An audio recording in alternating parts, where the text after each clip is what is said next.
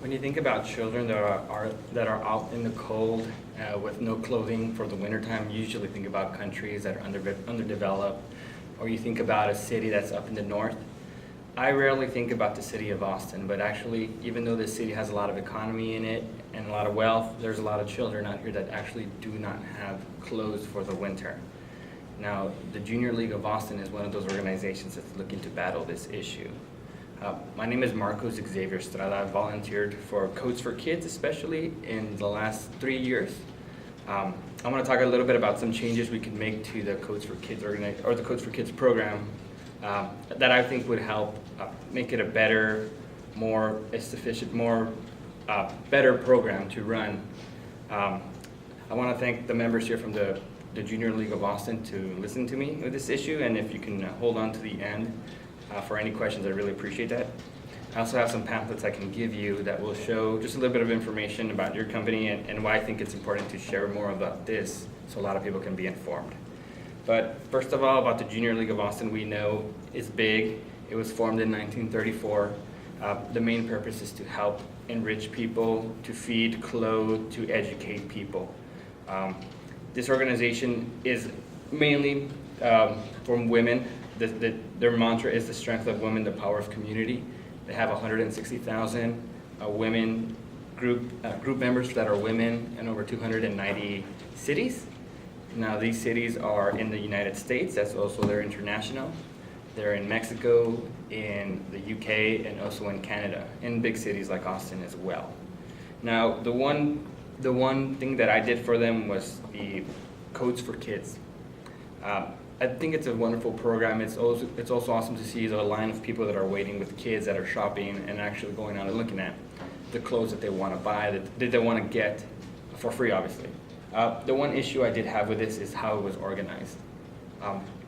When you first get in there, you sign up, and then you're basically free to do whatever you like. A lot of times if someone's their first time, they'll just sit there for an hour and try to figure out what they would do. There's really no leadership positions. For somebody that's been there several times like myself, I would assume I knew what to do. So I'd go grab clothes from the boxes and I put them up.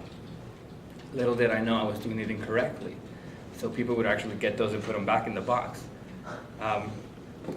I've done some interviews, and per those interviews, a lot of people left feeling despondent about the organization. They felt that they didn't do really anything. That's one of the reasons I believe making that small change can actually impact a lot. You can get more people feeling good about the organization, and it can make the whole process a lot smoother.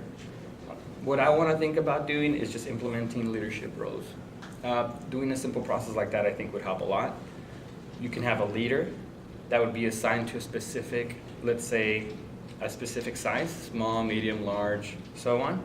And that leader can have some group members attached to it so everybody's on the same page and everybody knows what the main goal is. To contrast kind of the both of them, in the old days you'd have people just putting clothes wherever they want. Nothing was organized. When people would actually go in to actually want to shop for clothes, sometimes they'd say that there was something that they really like and really excited, but it was placed in the wrong location. So they got a little bit despondent and they had to search for something else.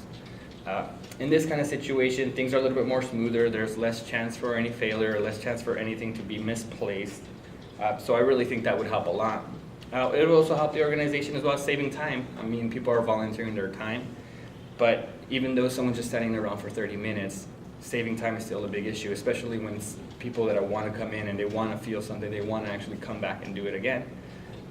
It can also help them with money. Even though it's a free, people come in free, it still takes time to do everything. You know, there's still things that people need to pay for. But I think just that small implementation can actually change a lot. Now I talked a little bit about the organization. I talked a bit about how we can change it. These are the pamphlets I wanted to give you so we can do a little bit more marketing so people can actually know a little bit more. So it's just going to give a little bit of information, some of it that you might know yourself already. But it's just a suggestion so we can try to get more people in the door. Now, I want to conclude thanking you for your time. I also want to let you know that I really hope you take this into consideration. I really do believe it's going to actually make a big change. And if you have any questions, I'd be happy to answer those for you.